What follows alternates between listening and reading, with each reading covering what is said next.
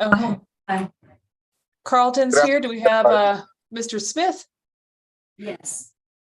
There he is. I see Mr. Smith. All right. Any other board members? Nope. Chloe Gordon. Oh, Chloe, how you doing? Oh, 0924 Chloe.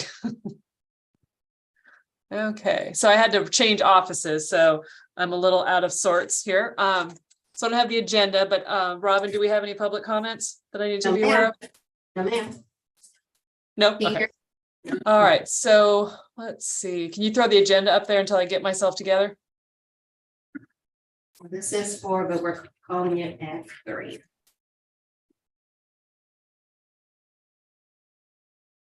Is it on there? I see you. Are you sharing your screen? Oh. I was like, Hold on a second. That might be an issue. Let me log back in.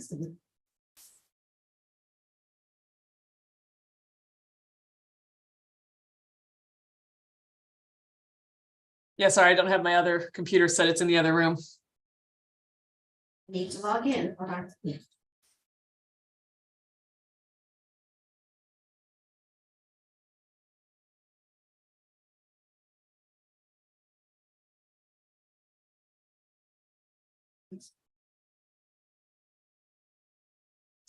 DC? Let's see. Yes, ma'am. All right. So it is this is 4 o'clock call to order, but we're going to go ahead and call it to order at 3:02. Yes, the actual agenda does say 3. It's just community is wrong. It's a typo. All right. Forgive all the technology problems here on my end. I had a little kerfuffle here at work, but let's go ahead and if y'all will join me in the Pledge of Allegiance. I pledge allegiance To the flag to of the United States of America and to and the republic for which it stands, one nation, under God, indivisible, indivisible, with liberty and justice for all. for all. Thank you. All right, so I'm joined here with committee members Carlton Dallas and William Smith. We also have board member Chloe Gordon, and we need to have an approval of the agenda. Can I get a motion to approve the agenda? Motion to approve the agenda, Madam Chair. Seconded. Thank you. All in favor, say aye. Aye. Mr. Smith, you're an aye? Oh yeah, aye. That's aye. Yeah, sorry. And we did not have any public comments. We scroll down. Just, yeah, I've got mine up here. I had it all set up in the other room. Let's see the minutes. Do we have the minutes up there? Yes. Okay, so can I get a motion to approve the minutes? Motion to approve the minutes, Madam Chair. Thank you. And I'll second that motion. Thank you. All in favor, say aye. Dallas, aye. Aye. Aye. All right. Okay, so now let me get back to here. Mr. Shohan, do you want to start us off? Yes. So we've been working on pulling together the software from the different departments throughout the school district into one comprehensive list. I hope some of y'all had the chance to look at it this weekend. There's a lot of data in there and wanted to hear kind of how you disseminated it. Go ahead, Mr. Dallas. Okay. So, Mr. Chauhan, I think this is a wonderfully gallant effort to pull all of the assets together. I have some comments, some possible suggestions, given with the greatest of support and humility. And I know that this is just starting, and again, it's a wonderful improvement. In the future, if it's fairly easily available, there's a lot of software. I would suggest that if there are utilization ratios per software, that might allow us to identify which ones are being underutilized and juxtapose that against the cost. And there may be some consolidation opportunity that might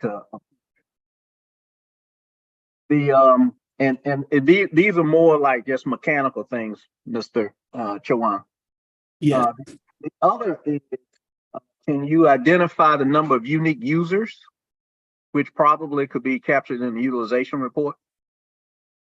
And the reason that I share that, we had a job one time where we had to go through with IT and actually run reports on who was actually using which reports.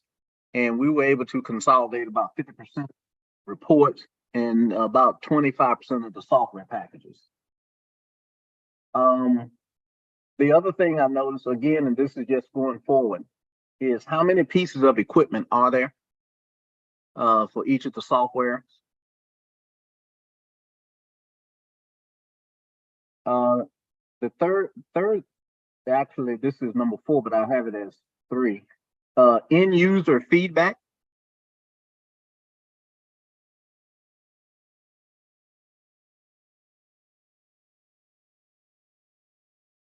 The other thing is how data on improvement outcomes. So for some of the instructional software, which seem really fascinating to me, I wish I had the skills to actually sit down and see how it's utilized. But a lot of this stores improvement of educational outcomes. And I know this is a very tenuous correlation, but if there's any way to show since the acquisition of this software, have the outcomes improved? And if so, is there a willingness to say, we believe this software based on these outcomes? So if you got a 5% improvement in outcomes for a particular class using a specific piece of software, how much are the educators willing to say we assign 60% of the 5% increase, so 3%? And I think that eventually helps the organization identify where you might be able to consolidate, if any at all. And the other last one, and this is not a negative, although when people first hear it, they think it is, but is this software producing any consolidation of FTEs? So the upside is that we get the software to improve outcomes, but particularly when you get to maintenance and those types of things, is it giving us any efficiencies and productivities that can allow a reduction in FTEs to devote it to utilization of the software, but an increase in FTEs of whatever the specific delivery is? So for example, you may migrate an FTE if the maintenance software is so efficient that it gives everybody information and that results in the consolidation of FTE. Can we actually have more maintenance mechanics to increase the delivery time? So just sharing that. And again, I think this is a tremendous asset that you've created. And so I want to make sure I'm sharing that initial point liberally and repeatedly. And these are just some things I've seen in my past that help us helps us buy more software that's needed and consolidate some of the things that may be low value add right now. Thank you, sir. Thank you, Madam Chair. Thank you. Mr. Smith? I'm just go ahead and let Mr. Shohan do his thing, and I just wait till I just hold my questions. I don't have any right. So I concur with Mr. Dallas. I think this was so exciting to see actually it laid out. As a parent, you hear bits and pieces, and I did have a problem with a registration issue, and we had gone to Scribbles or Scribbling or something with the word scribble, and then we've gone back to Power School, and that's good. There's it's hard to get it. There's not a lot of continuity. And looking at this, a lot of these renewal. I'm assuming most of these are on a subscription based budget. Is that right? most of them, yes. So They either respond to hardware or a piece of software. Yes. okay. So every year this can kind of shift a little bit, right? So there are some observations I have, and I think that, again, I like this a lot. I think one thing is we should appendix this somewhere in our policy manual for for committee usage. So academics would have access to this. It's just like acronyms. When people start talking about Edgenuity, you know, there can be some of this already laid out. I think it's great the way it's broken down by department. I really would love to get this data, not as a PDF, if there's some way to get it in such a way that I can run a few, you know, just little basic data analysis on it. Because some of the questions I had were, you know, which ones are new and which ones have been on there for a while. Like that, I think would be good information to look at what new software we're adding. It's a budget, but it doesn't have any numbers. So it's hard to understand the size of each of the software. Like, is vocabulary on par with COGAT, for example? In terms of its usage. I like the idea of being able to look at how much these are used, what schools have them and which schools don't, because I think there's a lot of variability from my just anecdotal evidence that some schools really love this program and some schools really love different programs. It'd just be good to see, because ultimately what you want to do is you want to look at which ones are being adopted and which ones really just aren't working for the district. My big overarching question with a lot of this from a budget standpoint is we are clearly sort of going for best in show, right? Or, you know, we have OSP for student payments, we have Power School for registration, we have Frontline for employee application. Now, all of that can be done in some of these, is it SIS or LMS? Which one's the bigger one? LMS is usually the overarching management software. Right. So I know, doesn't Power School Unity or something like that bring all of yeah. And that's something I think, you know, to look at too, because one of the things I wonder about is interoperability with some of these. I can personally attest to the fact that there's not a lot of interoperability to some of these things. Like, that is a big problem with some of the personalized software, especially on the educational side.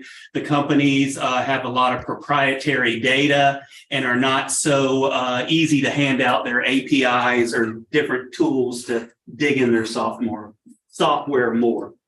So when you guys get new software, and do you look for and you say, okay, well, this software has this and I want to add this functionality. Do you look for ones that like integrate with the original software? Because I know some, you know, like in healthcare, you have partnerships that they already have the APIs and they already have the interfaces, or are you just kind of going out? Is it our procurement code that sort of has you going out looking at different stuff? It's a lot of it depends on the department. I mean, I wouldn't presume to know which would be the best educational software to use for a specific group of students. So we depend on our the different department to present us with software that meets their need. And then we match it back to the district resources and security status to make sure that the software will function for the district. Yeah, that's always the challenge with technology, right? Because it's the department, but at the same time, it's got to work together. And my issue is more like with the fact that, you know, Power School doesn't integrate, or it might now, but it didn't integrate with Identikid. So it was supposed to like track the attendance directly into Power School, but it wouldn't integrate. I don't know if that's been solved or not. But those are the kind of things that make people just hate software. And then how much of this is cloud-based and how much of it is still a local application? Do you know off the top of your head? Quick question. We're moving more and more to the cloud. So with especially on the educational software side, I'd say on the educational side that probably 70% is in the cloud. Okay. And for the different departments, 50% or better is in the cloud. We're steady trying to meet that number of 75% or better. Just for the simple fact that we're in such a crazy area with storms and all that kind of thing. We want to make sure that our data is safe and that if we did have to evacuate, our employees and students would still have access to it, even if we lost functionality with one of our buildings. Yeah, to me, the cloud, I mean, we just have got to get everything up in the cloud so that it all works together and all, you know. Well, I have a few more questions, but I'm going to let Mr. Smith pop in here. Mr. Smith?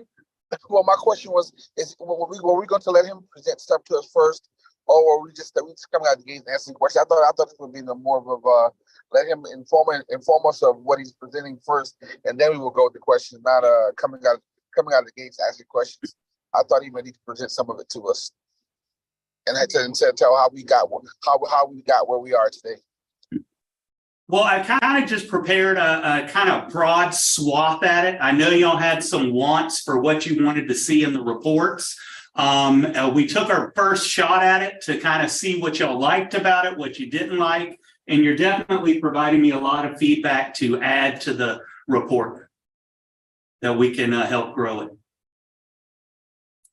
Yeah, and I think it's just that's a good way to put it. I think this is a feedback session because to me, this software is so critical to a lot of this, the strategic plan and, how education is being delivered nowadays. And but it's also a huge budget issue for me. Like so if you're looking at, let's say we had the numbers for these software, would that go to technology's budget? Would it go to finance's budget? Does the HR software hit the HR budget, or does it all fall under, how do we code that out? I know Ms. Crosby's on the line as well. We have basically 3 different funding sources for that. We have a general technology budget that items strictly for technology. If you look to the 3rd page under tech, something like Extreme Software, where that manages all of our switches and wireless access points.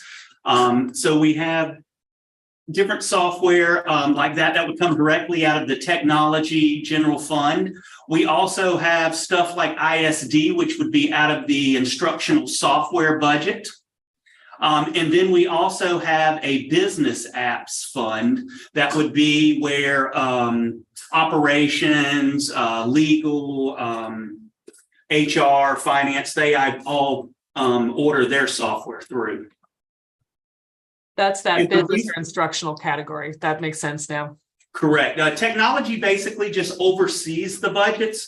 We want to make sure the district is on a good legal footing. It's very easy to be laxed with different licensing, and those license infractions can add up to some pretty hefty fines if we don't have everything wrapped up in a nice little bow.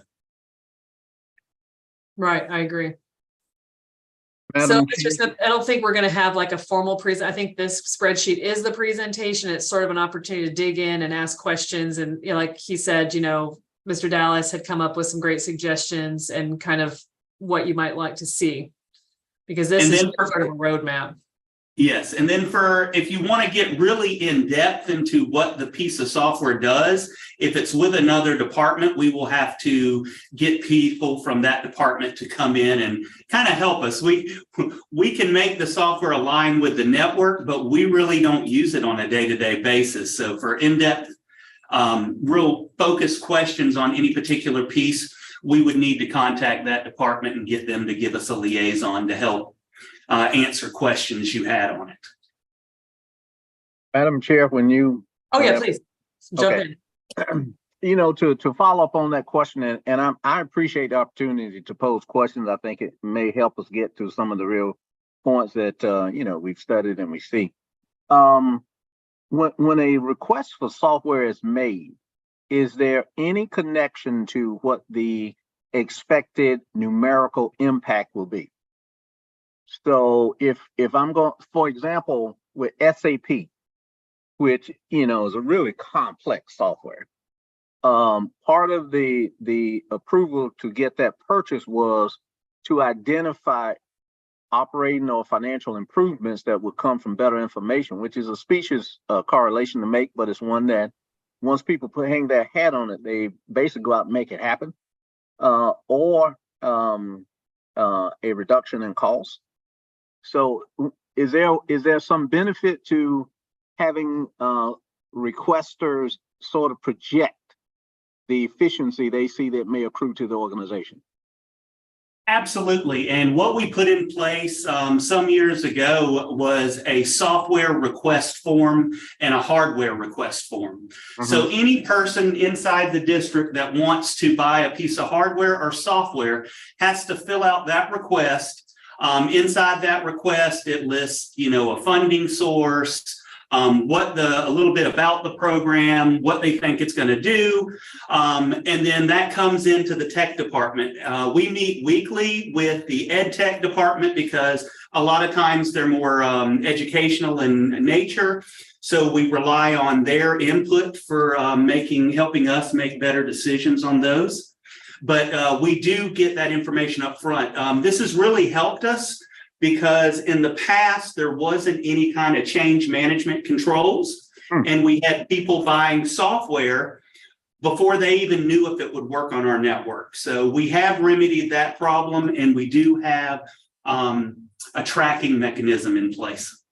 You know, if I could just sort of give a very brief add-on to that. If the requesters give some forethought to how the software is going to benefit the organization, and then that is followed up, periodically to see how how did the software and the requester perform against the target, I think that would help drive a lot more efficiency so that the tech people could actually help lead us to software that improves operating efficiency, low administrative costs, because a lot of time legislators beat us up on that. We also use this process when our staff members come to us with grant requests.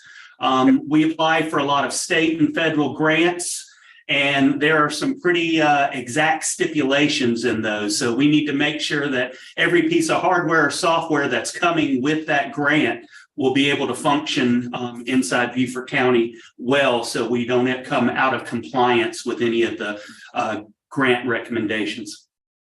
Thank you, sir. Thank you, ma'am. Thank you. Yeah, I feel very fortunate to have Mr. Dallas on this committee with looking at this. I mean, if you're going to find someone in Beaufort County to get some insight, he's who you want on your team for sure. Yeah, I guess my biggest question from like a tech implementation standpoint, right? Poorly implemented tech is just a waste of money. So, and I'm not saying that that's what's happening. I'm just wondering, I think utilization's one, I think budget, looking at how much each one of these programs cost. But frequently what I find with large organizations, and I'm more in the healthcare field, but same principle applies, is, how often do we review and say, do we still need this program? Or do we have, you've bought one package of software over here and you can have this as an add-on to that software package. So you don't need to pay for, a separate survey, generating software, because that comes, is someone looking at that routinely and just sort of weeding out the sort of vampire software? What do they call it? Vampire SaaS? That's right. Yes. Usually before the budget creation every year, individual departments go through and look at what's worked for them, what hasn't. If they're wanting to upgrade any of their systems, they look at that. They usually call us and invite us to those meetings so we can help work through any issues before they come to hand. Now, ISD does it a little differently. They have an all hands on deck procedure every first quarter of the year, where they have all their directors and some of their principals and EDs come in the room, and they go through all of the software and talk about what was working well, what wasn't. So it's kind of done a little differently for different departments, but since ISD has the most software, they usually have the biggest team and biggest production with going through and looking at what's working and what's not. We also implement a lot of software evaluations, where if a school likes something a lot, it will only go into one school in a pilot program until we can get an understanding of how it works in our environment with our students, our staff. And then they evaluate it at the end of the year to find out, is it a good piece of software to use across the whole district or not? Which actually, and Mr. Smith, Ms. Gordon, Mr. Dallas, please just pipe in. I'm trying to keep an eye on hands, but I don't want to dominate the discussion. I want everyone to contribute when it moves them to contribute. So I have Dr. Watts and Earl Campbell have now joined as well. Oh, good. Welcome. If you guys have any questions right off the bat, let me know, or just pop in. one question I have is the training when it's done through the vendors. Is that done? Do we pay a consulting or a training fee, or is that included in the software? Generally speaking, all training is in the initial procurement. So when we buy a piece of software, we go ahead and budget into that initial procurement document the training for our staff for that piece of software. Okay. Now, we also do Colleen's group of ed techs. They also do continuation software if requested by a school. Say a school gets a new bookkeeper, front office person, or somebody new in, they may request a tech coach come in and give a new employee familiarity. Our HR department does an amazing job of training our new techs that come in, our new employees that come in, and we even have a technology part of that training. But it doesn't really show them how to use each piece of software. So there's a little bit of on-the-job training once they get out to the school or the department they're going to be housed in. So Also, I guess, Mr. Smith, go ahead. also, I want to know, is all the software broken down within which department has what, and which department is purchasing what software? Yes, the very first column on the left shows the originating department for each piece of software.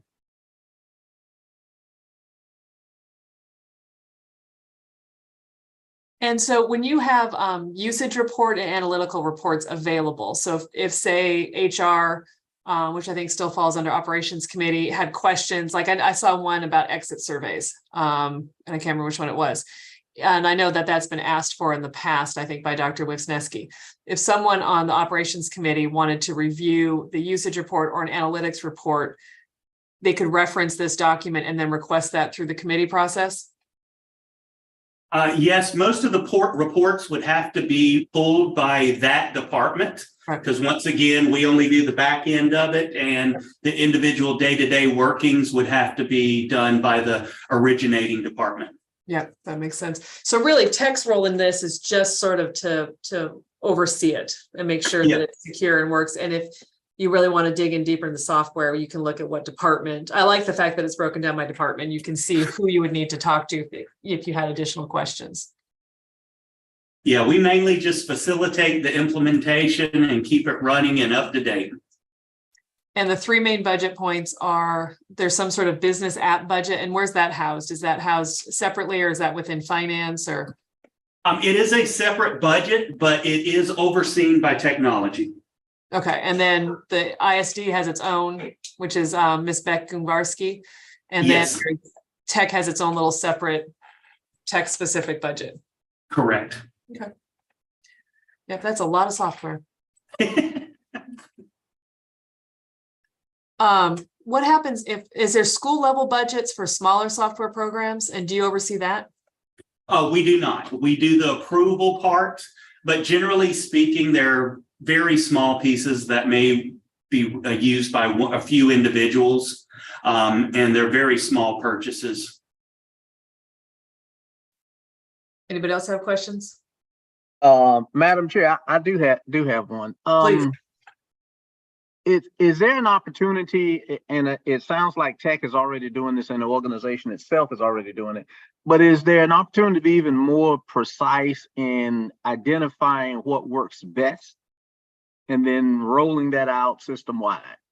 And is that something that should fall under tech? Because a lot of times when there's so many different requesters for software, the proliferation and the marginal differences are so small, you end up spending a lot of times more for packages that, maybe one can accommodate the entire system, and that's where the efficiency comes in. And then the second thing is, those data points that were requested at the front of the meeting, if Madam Chair and you, Mr. Chowan, and the leadership would agree, it might be good to see a report formatted so that we could see what data might be coming in the future. It doesn't necessarily have to be you capture all the detail, but just the headings, summing up what's the cost for software by those three areas: general, ISD, business app. And then so we can track in total very easily what that cost is from year to year, so that we can actually begin to, well, not begin, I know it's already being done, but to manage a trend where we're squeezing efficiency and redeploying assets to where they'll bring even greater benefit.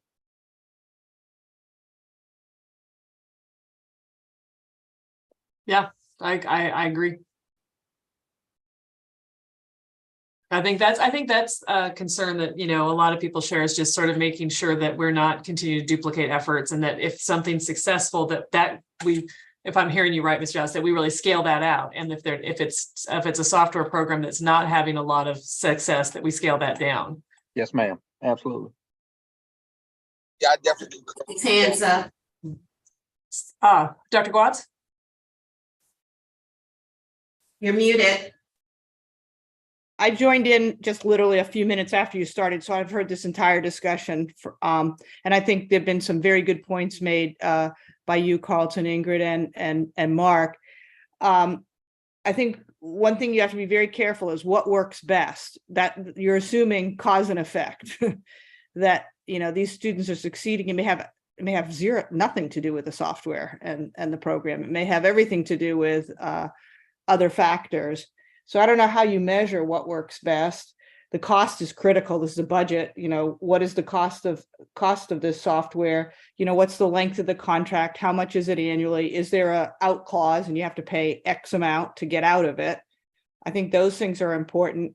And especially, I can't imagine that there's not, you know, every district in the state and nation must deal with this problem, that there's, you know, so much available, so much overlap, so much, you know, that's, it makes it just, you know, such an unwieldy product and so burdensome really to every district.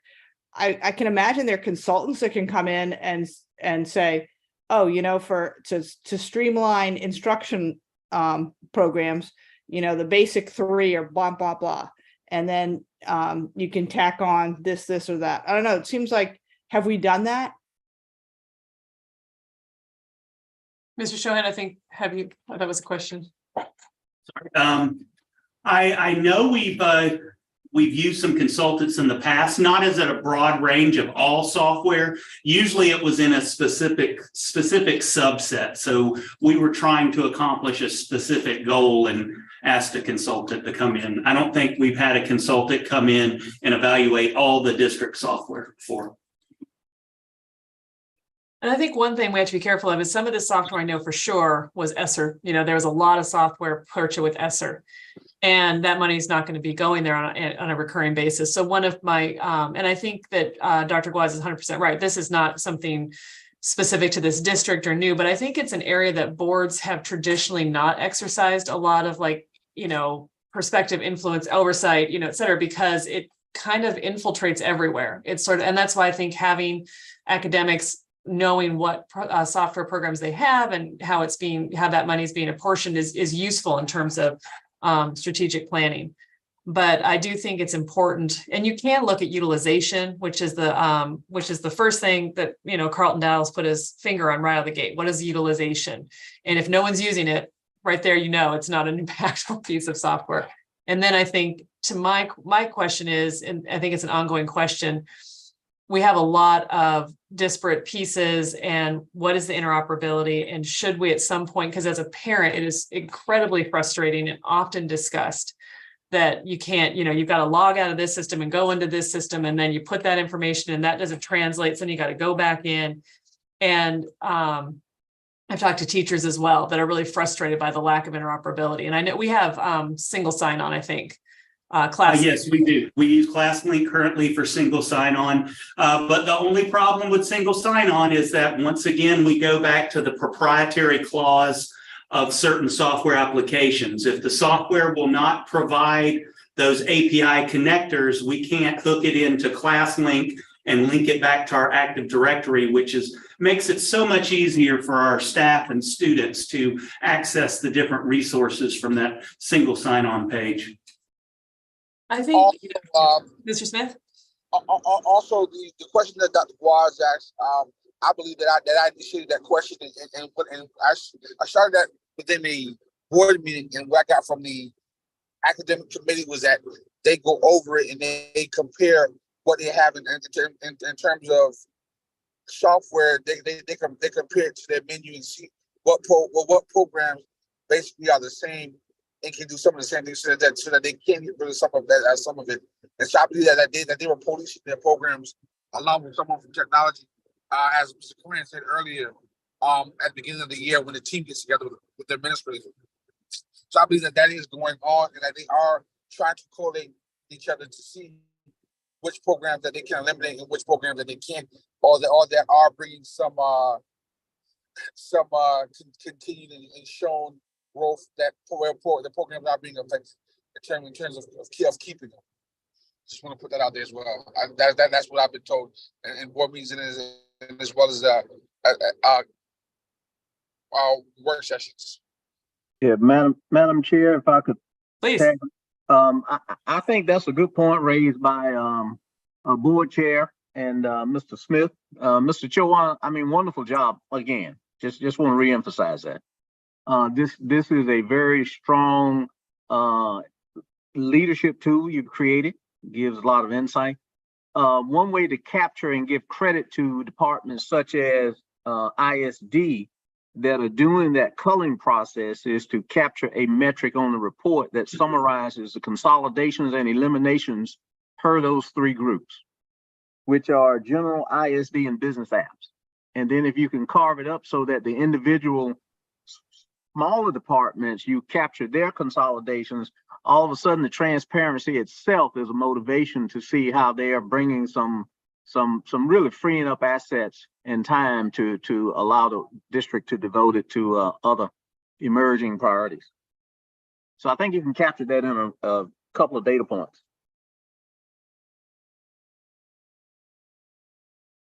Yeah, and I guess one thing too, that as looking at all of this and trying to, I think it's so, to Mr. Chowan's point, or to Mr. Dallas Carlton's point, it's so nice to see it laid out and to see the depth and the breadth and see how it's organized.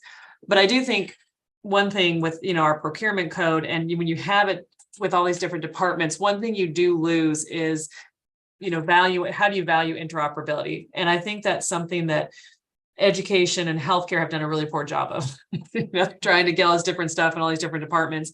But it is, to me, the key to software implementation. If they don't all work together. And I think just as a quick clarification, is Munis now ERP Enterprise?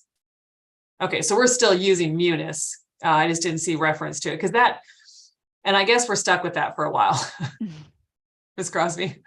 Yes, Munis actually, the company changed names. It is now Enterprise ERP. So this past year they switched over. It's the same product, but it is just has a new name.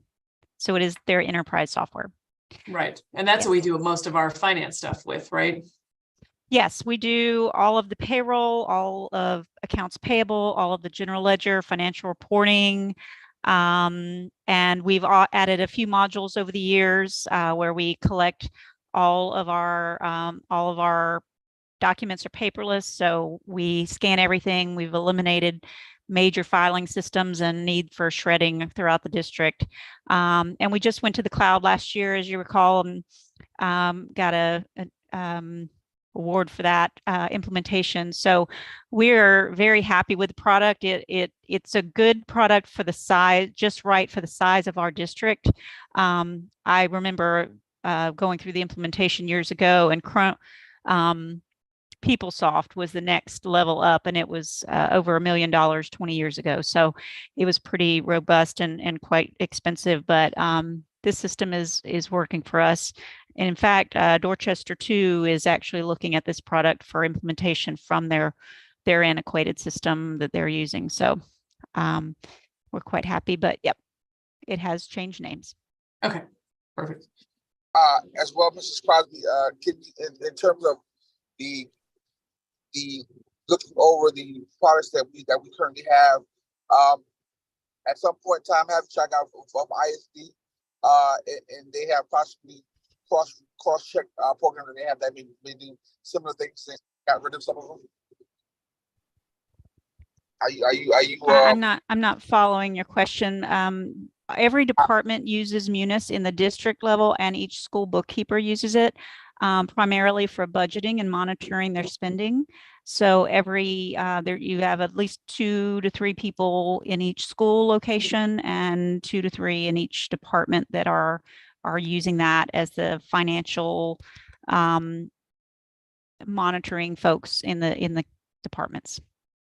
No, my question was about in terms of the menu, as in the academic department, of them cross referencing programs that they may have, but they figured that they find out that some of the other programs do it, so they can basically use one program instead of using 2, and then they have been doing that, and I figured with you being the chief financial officer, you've seen where they maybe have gotten rid of some programs because there have been no more needs for them anymore.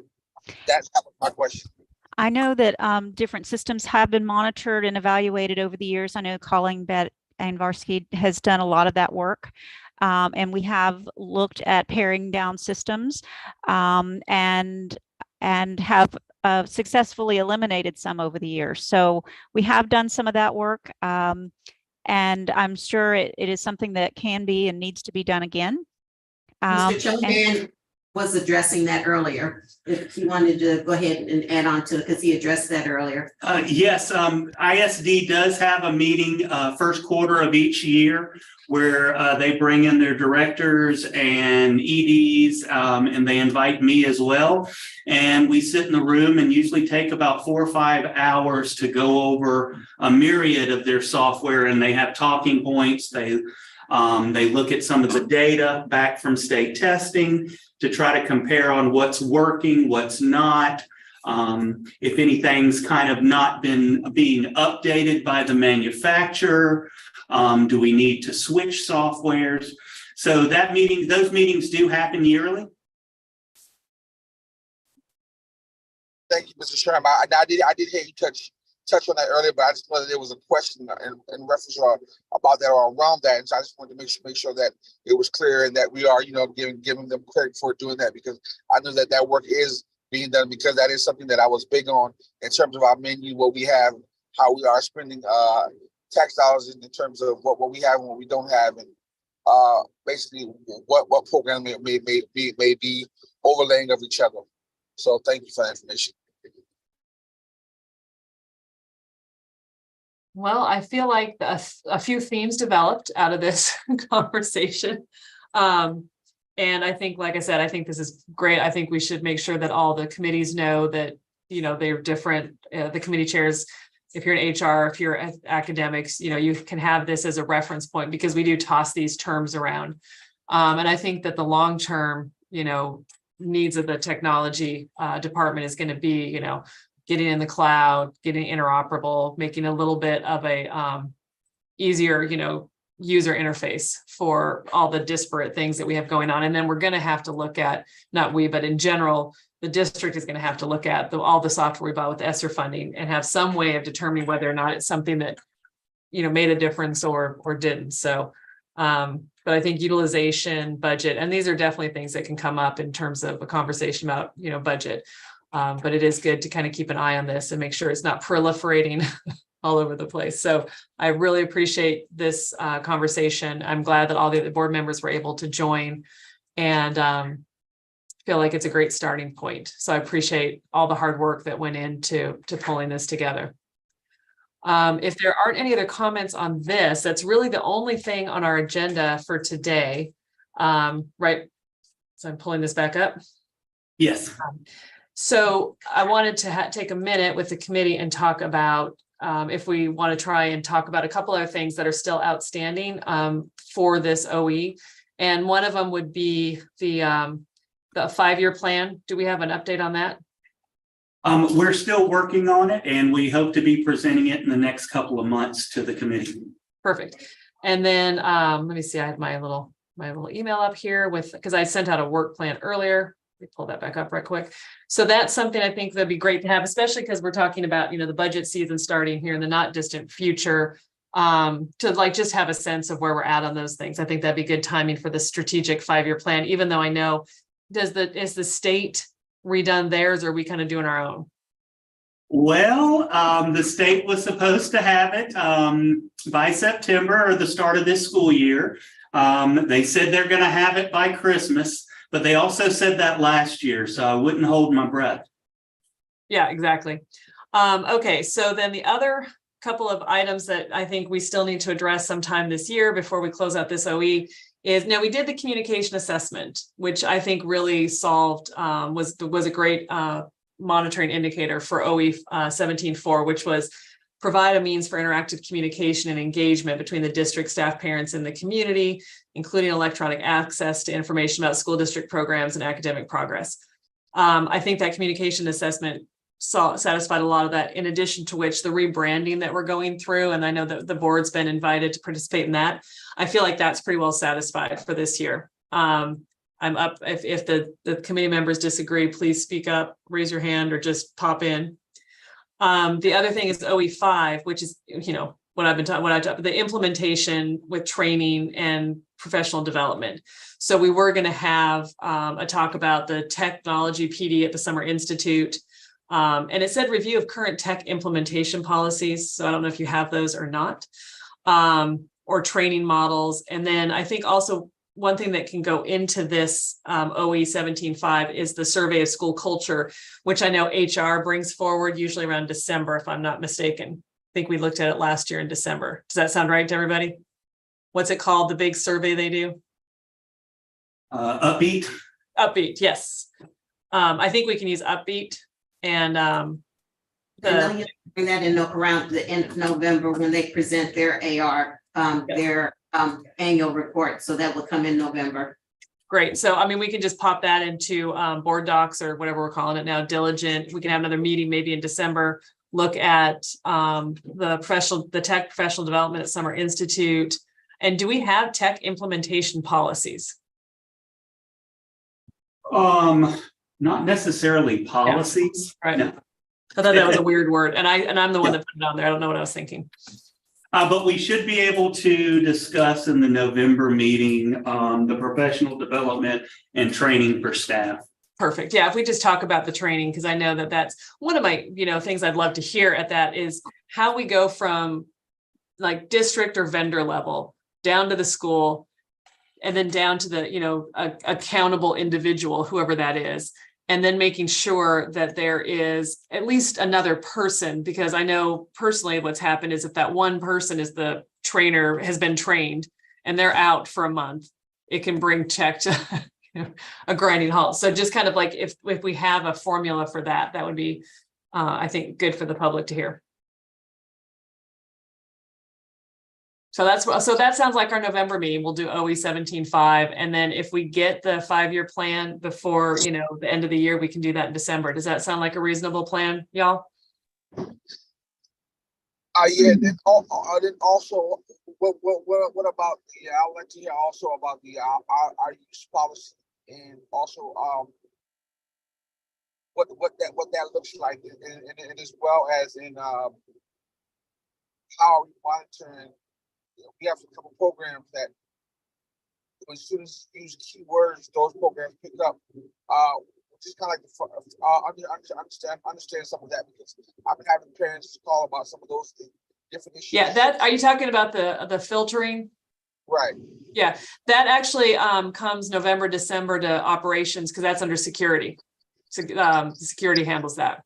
I'm sure we handle Mr. Shohan handles some of the network aspects of that, but I know that Dave Grissom presents all that data.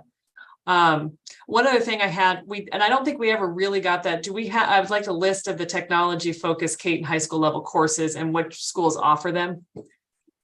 We had talked about getting that together. And the other thing is, and I know you had gotten it together, but we just didn't meet over the summer, was the device repairs for 2022, 2023.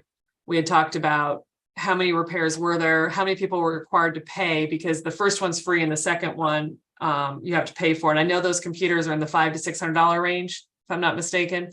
Yes. And then we wanted to look at a breakdown by grade level of school repairs and the number of people who did have to pay, because I know that some people, based on their financial circumstances, don't. So we're just kind of trying to figure out like how onerous the technology AUP was for families.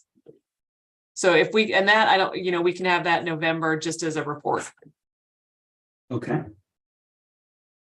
So when you get those items, just stick them in there, but we'll plan on November, will be OE 17.5 on the professional development.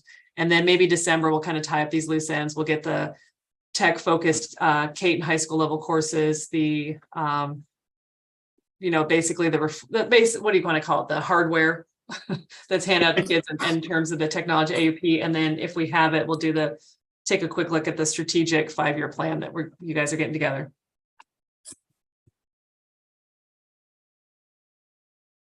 When do you want to meet in November? Gentlemen? What, does Monday at 3 work for everybody? Which Monday, Madam Chair? What Monday is this? Is this the second? No, this is the third Monday, right? Third Monday? Monday, so it would be Monday, the 20th. I think it works for me. Works for me. Mr. Smith? This time, I believe it will work for me as well. Okay, let's put it on the calendar for November 20th at 3 o'clock. And then if we get a little bit closer, of course, it's the holidays. If there's a lot of conflicts, y'all just let me know and we can maybe try and find another time or date. But I like to have something on the calendar. Madam Chair, may I raise one point just for clarification, ma'am? Absolutely. Mr. Chauhan, is it your intention to provide a formatted report, not necessarily the data and all the 3 pages, but showing what new data points that were discussed today will be included? Yes, and Ms. Boatwright also wanted the document in like a spreadsheet format to run reports or queries against, so we should be able to provide that. Yay. Thank you so much, sir. And again, huge kudos for the information and data that showed here. Really appreciate it. Thank you, sir. Thank you, ma'am, Madam Chair. Yeah, I concur. I thought it was really informative and. And Mr. Chairman, I would like to thank you because Sorry, Mr. Smith. right? Say again? I was going to say the same thing you were saying because we at first we really tussled with this asking for the information and asking to have it. So I definitely appreciate Mr. Chauhan and his team being able to get this information getting this information out for us to look over. I definitely appreciate it. All right, well, it's unanimous from the committee that we were super happy with what was presented today. So thanks so much. And we've got our next meeting set up. If there's no other business to bring before the committee, do we hear a motion to adjourn? So moved. Second? Second? Yes, ma'am. Awesome. Thank you to the extra board members who showed up and contributed. Really appreciate it. And we'll see you guys November 20th. Thank you. We're adjourned. Thank you.